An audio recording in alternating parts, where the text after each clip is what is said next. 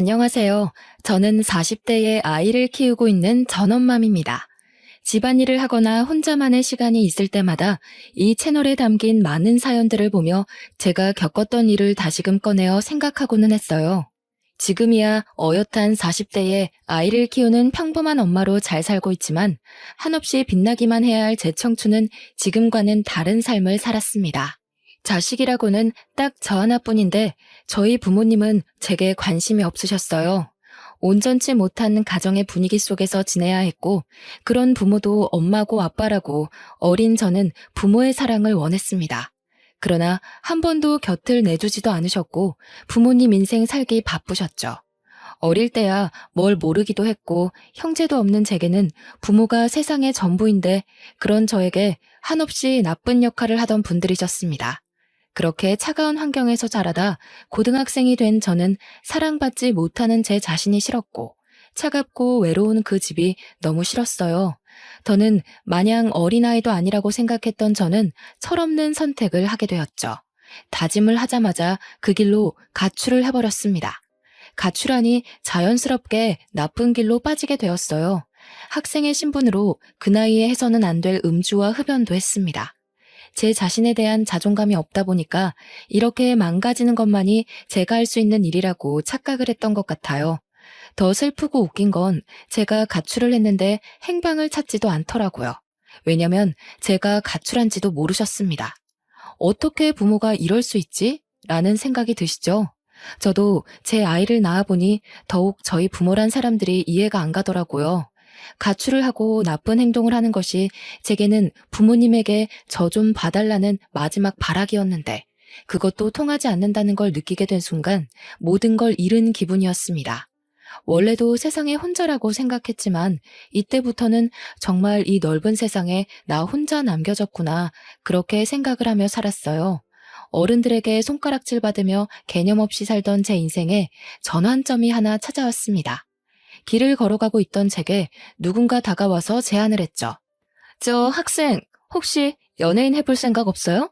우리 꽤 유명한 엔터인데 학생 캐스팅하고 싶거든요. 저를요? 네, 우리 회사 와서 정식으로 오디션도 보고 연습생 해볼래요? 어때요? 그거 하면 돈 많이 벌죠. 아, 그리고 저 연습생 그거 하면 혹시 거기서 먹고 자고 할 수 있어요? 내가 이 회사 팀장이거든. 꼭 성공하게 해줄게. 그러니까 나만 믿고 따라와요. 그리고 숙식 제공을 말하는 것 같은데 아직 학생이라 부모님이 반대하시지 않을까요? 보통 또래 연습생들은 집에서 왔다 갔다 하거든요. 저한테 관심이 없으셔서 상관없어요. 그리고 숙식 제공이 가능해야 제가 이걸 할 수 있어요. 그래요, 그럼. 그렇게 하는 걸로 해요. 흔히 말하던 길거리 캐스팅이란 걸 경험하게 되었고 솔직히 별 생각은 없었습니다. 그냥 절 성공하게 해주겠다 약속을 했고 숙식 제공이 된다고 들어서 조금은 편하게 살 수 있겠다 싶어서 택한 길이었죠. 만약 숙식 제공이 어렵다고 했으면 연습생 생활 그거 하지도 않았을 겁니다. 전 그렇게 서울이란 곳을 가게 되었고 그때 당시에도 서울은 굉장히 멋졌어요.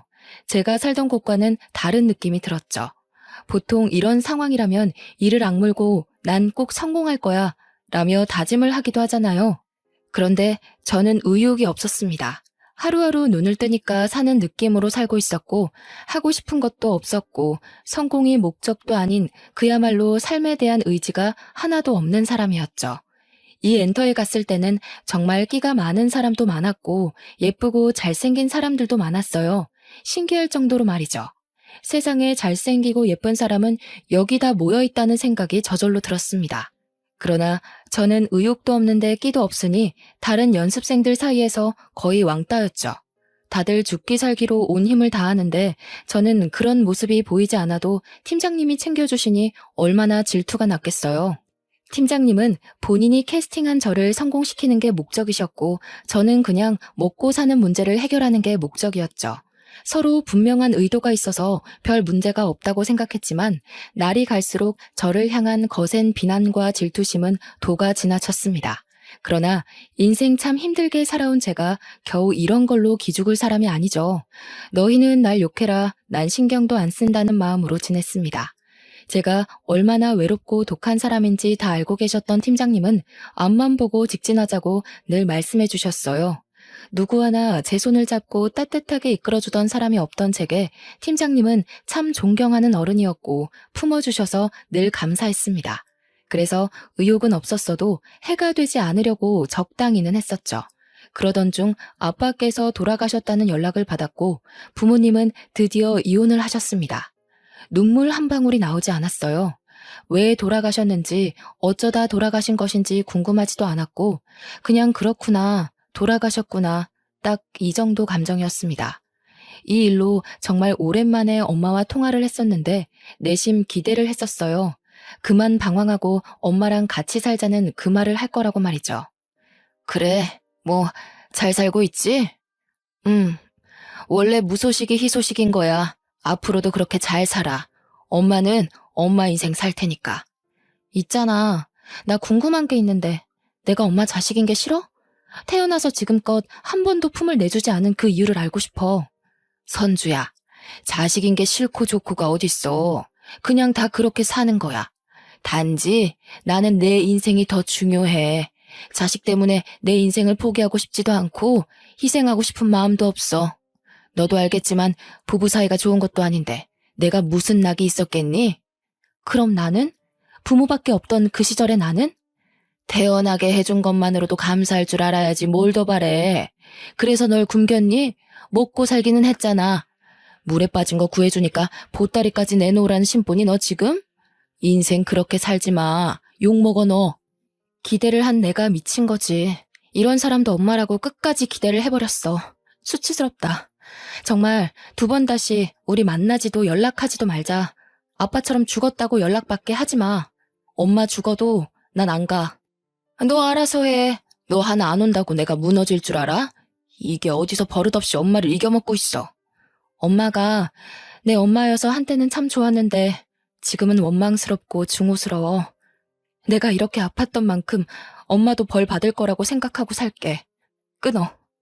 하나뿐인 친딸에게 참 모질던 부모는 끝까지 모질었고 마지막으로 내민 손까지 내쳐버린 엄마에게 저는 완전히 등을 돌렸습니다.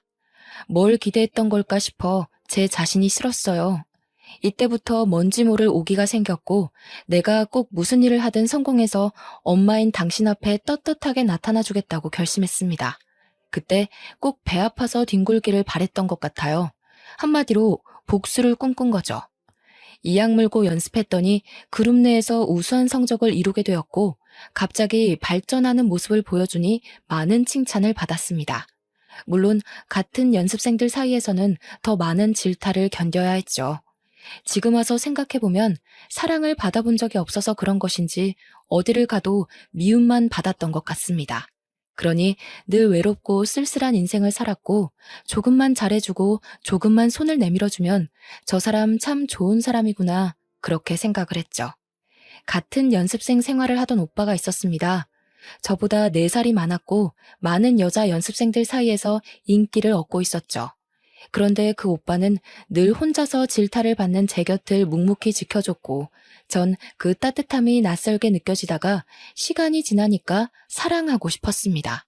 사랑이 뭔지도 모르면서 그냥 그렇게 사랑하게 되었고 연애를 했어요. 당연히 같은 연습생들끼리 연애를 회사에서는 반대를 했었고 비밀리에 쉬쉬하며 만나다 결국 들통이 났습니다. 그 이후 저희 두 사람은 이전보다 더 힘든 시간을 견뎌야 했어요. 쓴소리를 정말 많이 들었습니다. 성태야, 선주야, 지금 너희가 연애할 시간이 어딨냐? 어? 다른 애들은 1분이라도 더 연습해서 어떻게든 데뷔하겠다고 난린데 너희는 뭘 믿고 그렇게 여유로운 건데? 죄송해요. 그렇지만 연애를 한다고 해서 연습 소홀하게 한 적은 없어요. 선주야, 말은 똑바로 하자. 솔직히 너 다른 애들에 비해서 간절하지도 않은 거 나도 알고 있는데 계속 이런 식이면 우리도 곤란해. 요즘 세상이 예쁘다고 다 되는 것도 아니고 둘 다 명심해. 봐주는 건 여기까지야. 둘이 관계 얼른 정리하고 너희 본분에 집중해. 결국 실장님께 따로 불려가서 남자친구와 저는 이런 말을 들었습니다. 많은 생각이 들었어요. 저는 연습생을 굳이 하고 싶지 않았으나 숙식 제공이 되니까 했던 거고 먹고 살 길이 없으니 선택했던 길이지만 남자친구는 본인이 이루고 싶었던 꿈이었습니다. 본인이 꿈이 코앞으로 다가왔으니 쉽게 포기하기가 어려울 텐데 남자친구는 저를 선택했고 저도 그런 남자친구를 선택했어요. 안 그래도 너무 힘들었던 연습생 생활이라 하기 싫었는데 차라리 잘된 일이라고 생각했죠. 저는 회사에서 숙식 제공을 해줬지만 남자친구는 본인의 힘으로 작은 반지하 원룸에서 지내고 있었습니다. 연습생 생활을 포기하면서 당연히 모든 지원은 끊겼고 저는 남자친구가 지내는 곳에서 함께 지내며 별일을 다하며 돈을 벌었어요. 그때는 그게 최선이라 생각했고 아마 다시 돌아가도 같은 선택을 했을 거지만 지금 와서 생각해보면 참 철이 없었죠.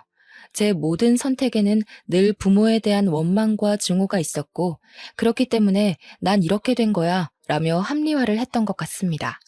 남자친구와 살면서 카페에서 아르바이트도 해봤고 식당에서 설거지도 일도 했고 고깃집, 공장, 편의점 등등 별일을 다 했어요. 제 힘으로 돈을 벌면서 점점 통장에 돈이 쌓이니까 재미가 들렸고 더 열심히 일을 해서 돈을 벌고 또 모았습니다. 남자친구도 열심히 일을 해서 돈을 벌었어요. 반지하 원룸에서 사는 게 절대 쉽지 않아서 하루라도 빨리 지상으로 이사를 가고 싶었습니다. 늘 습하고 곰팡이 냄새가 가득하던 그곳의 냄새는 꽤 오랜 시간이 지났는데 아직도 잊혀지지 않아요.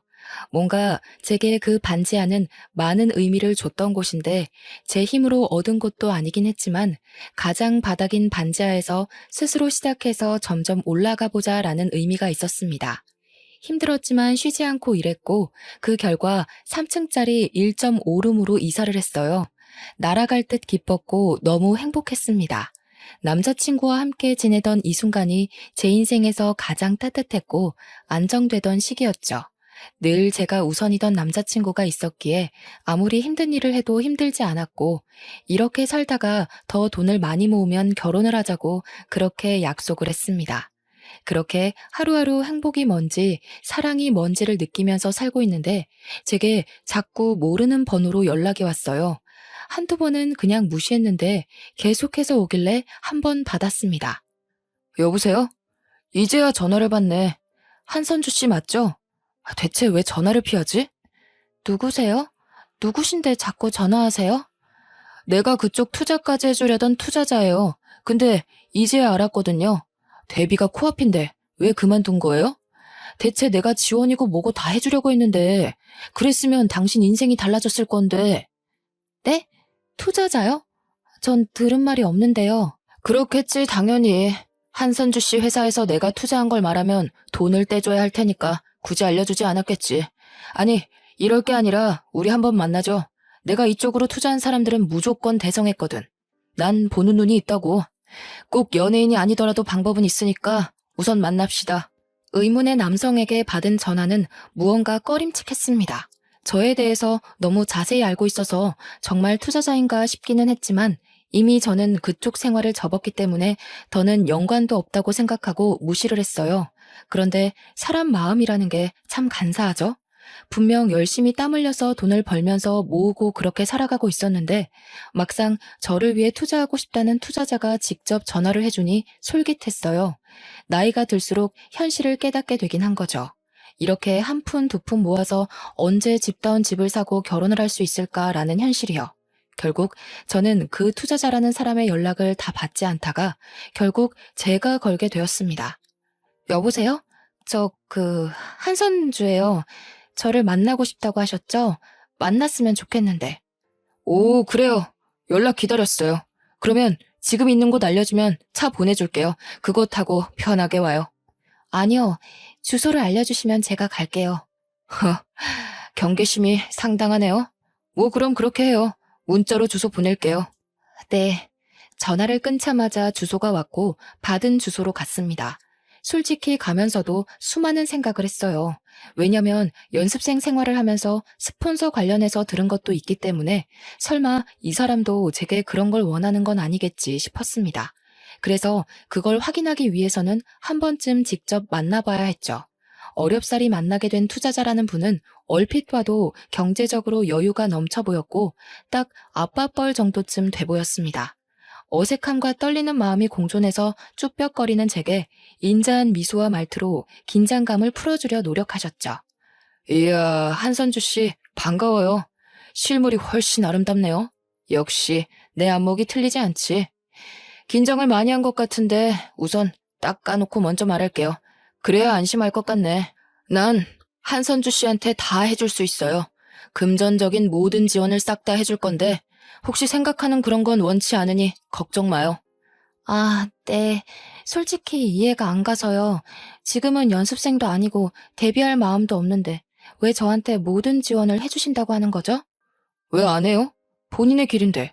대신 그쪽 회사에서 많은 사람들 사이에서 어렵게 가지 말고 내가 소개하는 엔터 쪽에서 편하게 갑시다. 나는 엔터 쪽 사업에 투자를 많이 하는 사람이고 매우 진지해요.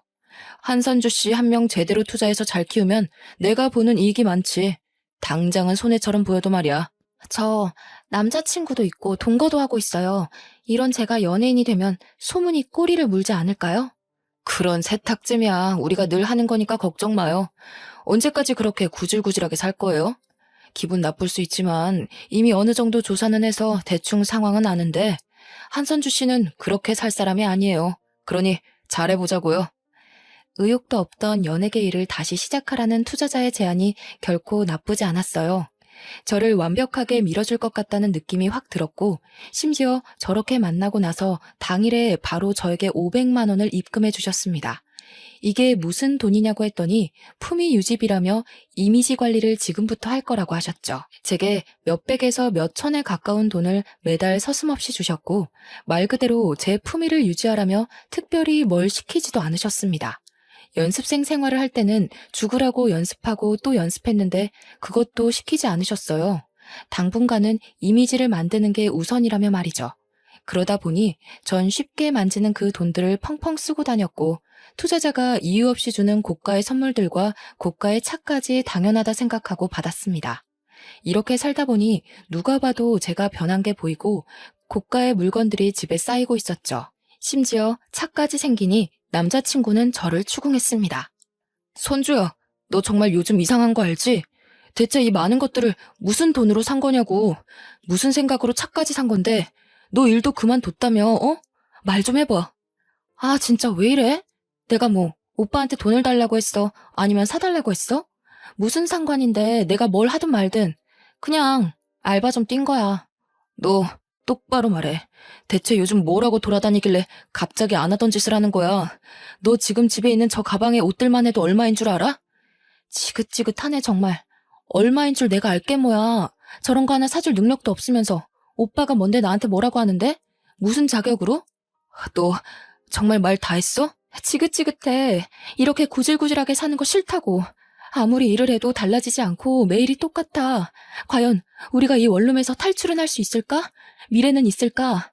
난 없다고 생각해. 지금도 헤어지고 싶은 거 겨우 참고 있는 거니까 나 건들지 마. 너 정말 어떻게 나한테 이럴 수 있어? 내가 너 만나려고 연습생 생활도 못하고 너 하나만 바라봤는데.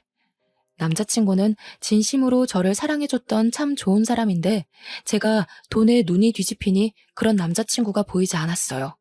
컵 하나를 사는 것도 소중했는데 이제는 궁상맞게 느껴졌고 그냥 남자친구와의 모든 생활이 지긋지긋해졌습니다. 저는 결국 투자자에게 요구를 했습니다. 저 선주인데요. 집 하나만 마련해 주실래요? 그래. 뭐 오늘? 내일? 근데 갑자기 왜 남자친구랑 헤어지게? 네, 헤어지려고요. 이제 정리해야죠. 언제까지 이렇게 살겠어요. 그래, 아주 잘 생각했네. 바로 내일 나와 사람 보내줄 테니까. 짐 정리도 하지 말고 사람 시킬 거니까. 이렇게 말 한마디면 집이 하루아침에 생길 정도로 제게 세상이 너무 쉬워진 거예요. 투자자에게 집을 요구한 후 남친에게 헤어지자고 말했습니다.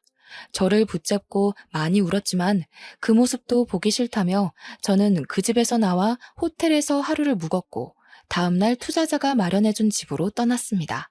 제 짐은 알아서 옮겨주신다고 했는데 시간 맞춰 가보니 다 옮겨져 있었고 제가 상상한 이상으로 너무 좋은 집이라서 놀랐습니다. 전 그냥 아무리 좋아봐야 투룸 정도겠지 생각을 했는데 서울에서 이름 좀 있는 곳으로 집을 구해주셨어요. 그곳에서 살다 보니 마치 제가 정말 부자라도 된 마냥 거만해졌습니다. 이때부터는 연습생 생활을 슬슬 시작하기도 했어요.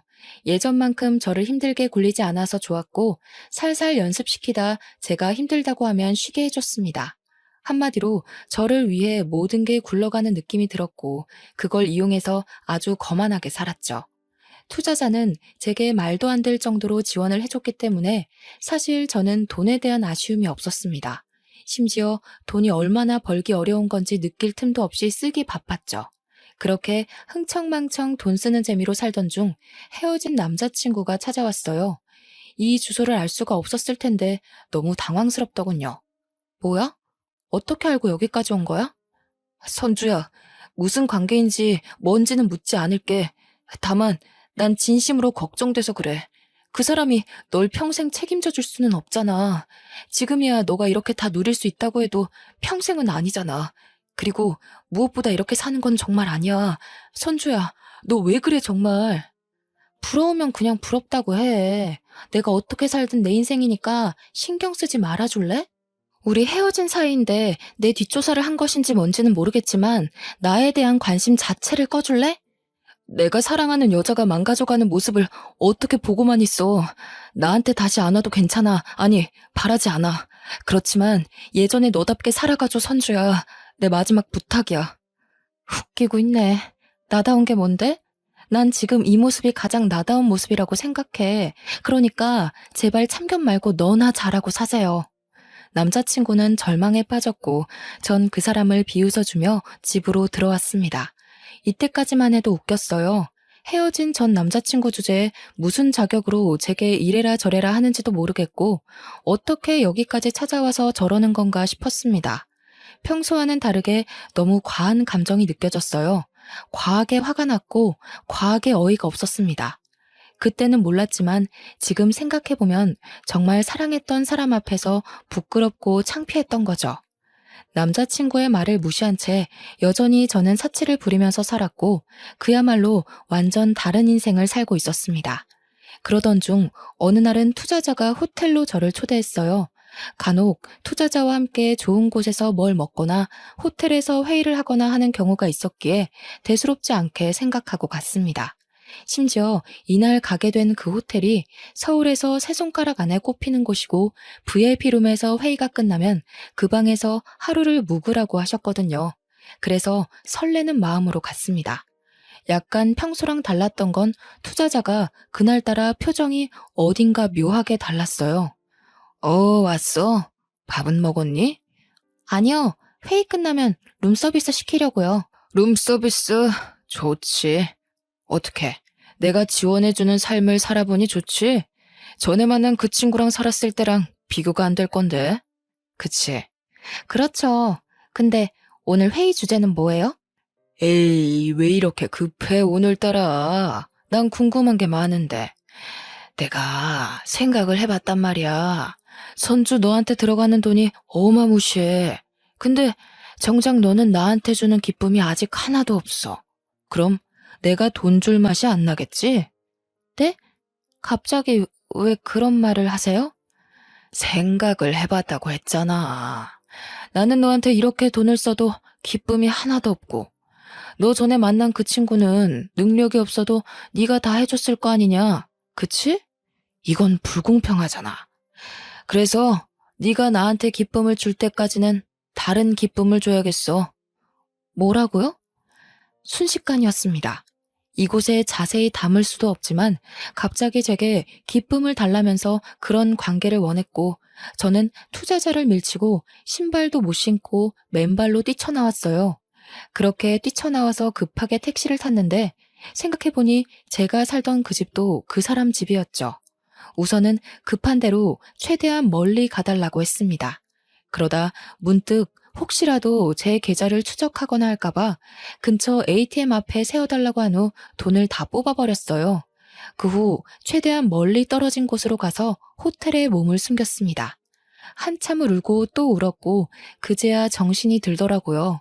핸드폰 전원도 꺼두고 무서워서 아무것도 못한 채 호텔 방 안에만 숨어 지낸 지가 일주일쯤 되었을 때 저도 생각이 어느 정도 정리가 되었습니다. 모든 걸 내려놓고 정신 차리고 살아야겠다고 말이죠.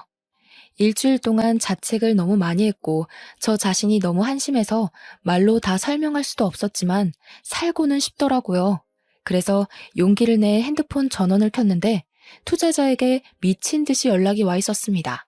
보니까 내용이 그랬어요. 기쁨도 주지 않고 도망만 친 저를 용서할 수 없다며 죽을 때까지 쫓을 거니 멀리 도망쳐 보라는 협박성 문자들이었습니다.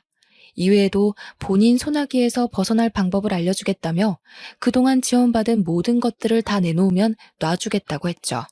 한참을 고민하던 끝에 용기를 내 투자자에게 직접 전화를 걸었습니다. 저예요. 지금 이게 뭐 하는 짓이에요? 애초에 계획한 내용과는 전혀 다르잖아요. 당신 멋대로 계약 위반해놓고 이제 와서 지원한 거를 갚으라고요? 웃기지 마세요. 선주야, 내가 늘 말했잖아. 어딘가에 사인할 때는 꼭 자세히 읽으라고. 너 그 계약서 제대로 안 읽었구나. 거기에 쓰여 있는데 1년 안에 데뷔 못할 시에는 내가 원하는 기쁨을 데뷔할 때까지 주면서 지원받은 걸 갚아야 한다고. 그게 딱 적혀 있어, 선주야. 뭐라고요? 당신 진짜 사람 아니구나. 내가 그럼 너 따위한테 그런 지원을 이유 없이 해줬겠니? 다 이유가 있는 거야. 이제라도 알았으면 몸으로 기쁨을 주던가 몸으로 일해서 갚던가. 뭐 선주 네가 선택해. 대신 오늘 안에 선택해서 대답을 해줘야 해. 안 그러면 어쩔 수 없이 내가 너를 찾아갈 거니까. 이딴 게 어딨냐고. 내가 그 돈을 어떻게 갚냐고. 돈을 못 갚으면 몸으로 갚으라니까. 더러운 놈. 가만 안 둘 거야. 그렇게 투자자와는 전화를 끊었고 답이 없었습니다. 제가 생각했던 것 이상으로 상황은 심각했고 뒤늦게 찾아본 계약서에는 정말 그런 내용이 적혀 있었어요. 아주 깨알같이 작은 크기로 말이죠. 세상에 공짜는 없는 건데 정말 멍청해도 어쩜 이렇게 멍청할 수 있는지 저 자신이 싫었어요. 결국 저는 도망자 신세가 되었습니다. 투자자는 저를 쫓았고 저는 도망 다녔고 그렇게 살았어요. 죽기 살기로 도망쳤는데 투자자는 제게 늘 문자로 그랬습니다. 아이고, 놓쳤네. 이번에도 꼭꼭 숨어라. 머리카락 보일라. 너무 두렵고 무서웠지만 제가 다 저지른 일인데 누굴 탓하겠습니까? 이 와중에 전 남자친구가 자꾸만 떠올랐는데 그게 참 이기적인 거죠. 떠올리는 저 자신이 어이가 없더라고요. 그렇게 헌신적이고 착한 사람을 매정하게 버려놓고는 이제 와서 제가 죽을 것 같으니 떠올리는 것도 싫었습니다. 본인 꿈까지 포기하고 저를 선택한 사람인데 이제 와서 그 사람을 찾아가면 저는 정말 몹쓸 짓을 여러 번 하는 거겠죠. 그렇게 저는 안 돌아다닌 지역이 없었어요. 매일 지역을 바꾸면서 돌아다녔습니다. 더 이상 갈 곳도 없고 떠돌아다니며 도망다니는 것도 너무 지치더라고요. 설상가상으로 돈도 더 이상 없어서 견딜 수가 없었습니다. 다행인 건 정말 깊숙한 시골 동네를 우연히 가게 되었는데 거기서 만난 할머니께서 저를 며칠 동안 그냥 묵게 해주셨어요. 그게 감사해서 할머니 밭일도 도와드리면서 한 일주일을 넘게 있었던 것 같습니다. 그런데 거기까지 투자자가 찾아와서 할머니께 제대로 인사도 못하고 도망쳤고 하필 짐도 제대로 못 챙기고 도망치는 탓에 주머니에 있는 돈이 고작 2만 원 정도였죠. 아마 그 할머니를 추궁해서 제 짐가방을 투자자가 가져갔을 거라 다시 가봐도 의미가 없다는 걸 알았습니다. 결국 노숙이라는 걸 하게 되었고 공원 의자에서 하루를 지새우고 공중 화장실에서도 자고 그러다 정말 씻어야겠다 느껴서 찜질방에 갔어요. 딱 여기서 하루를 보낸 후 숙식 제공을 해주는 일자리를 구해야겠다고 생각을 했습니다. 그간 일자리를 못 구했던 이유가 일하다 도망치면 돈도 못 받고 가게에도 피해라고 생각해서 못했는데 더는 길이 없었죠. 노숙까지 하다 오랜만에 깨끗하게 씻고 컵라면을 먹고 잠이 들었는데 그렇게 개운하고 편할 수 없었습니다. 한참을 곤히 자고 있는데 누군가 저를 흔들어 깨웠어요. 순간 직감적으로 큰일 났다고 느꼈고 두 눈을 번쩍 뜨니까 제 얼굴 앞에는 투자자가 있었죠. 사람이 너무 놀라면 소리도 못 지른다는 말을 이때 실감했습니다. 악소리도 나지 않았고 그저 멍하니 쳐다봤어요. 투자자는 거칠게 저를 끌고 갈 줄 알았는데 잠시 조용한 곳 가서 얘기 좀 하자고 했죠. 그동안 봤던 모습과는 전혀 다른 모습이라 또 경계가 되었습니다. 또 무슨 속셈인데요. 차라리 그냥 때리든 뭘 하든 알아서 하세요. 더는 더 이상 이렇게 못 살겠어요. 미안해요. 내가 오해를 했더라고요. 사실 10년 전에 당신 엄마랑 결혼까지 약속했었는데 알고 보니 유부녀의 애도 있었더라고. 난 그래도 괜찮다고 기다리겠다고 했고 그 여자는 이혼하고 얼른 오겠다고 했었지. 그래서 간이고 쓸개고 돈이란 돈을 다 가져갔어. 딸이 아프네 뭐네 하면서 다 가져가 놓고 다른 남자한테 가버렸거든. 근데 그게 나랑 무슨 상관인데요? 그리고 저 그 사람에 대해서 별로 듣고 싶지 않거든요? 그러니까 이런 사이인 줄 몰랐어 내가. 그 여자가 내 모든 걸 다 빼먹고 도망친 게 너무 열받아서 복수하려고 선주 씨한테 접근한 건데 이번에 알았거든. 둘 사이가 남보다 못한 사이라는 것을. 내가 이걸 진작 알았더라면 선주 씨 괴롭히지 않았을 건데 정말 진심으로 미안해요. 뭐라고요?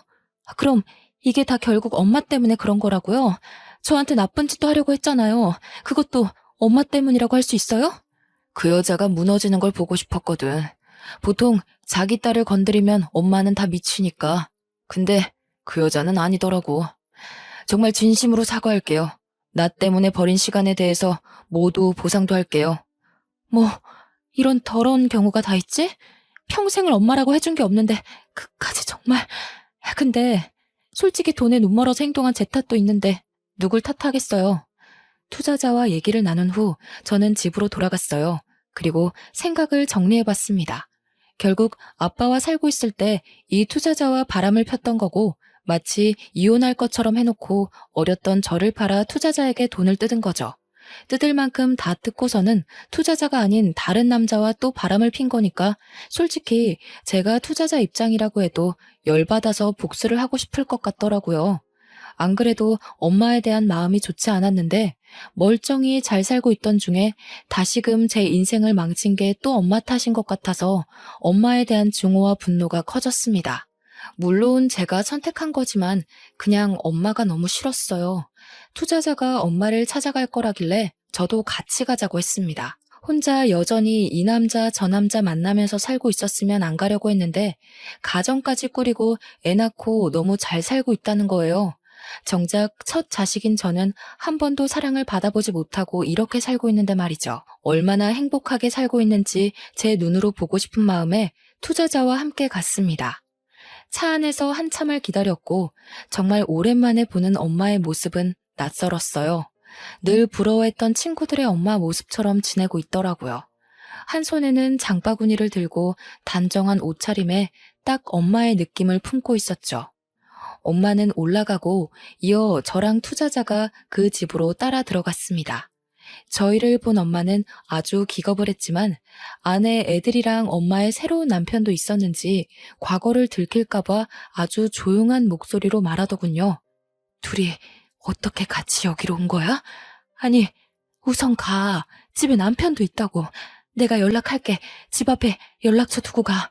얼른. 너무 다급해 보이는 엄마의 모습 뒤로 큰 가족 사진이 보였고 너무 행복해 보였어요. 또 집 안쪽에서는 애들과 아빠의 웃음소리가 가득했고 집에서는 맛있는 냄새도 나는데 그게 그렇게 슬펐습니다. 저는 그동안 쌓인 모든 분노가 폭발했고 큰 소리로 엄마를 밀치며 집 안으로 들어가면서 말했어요.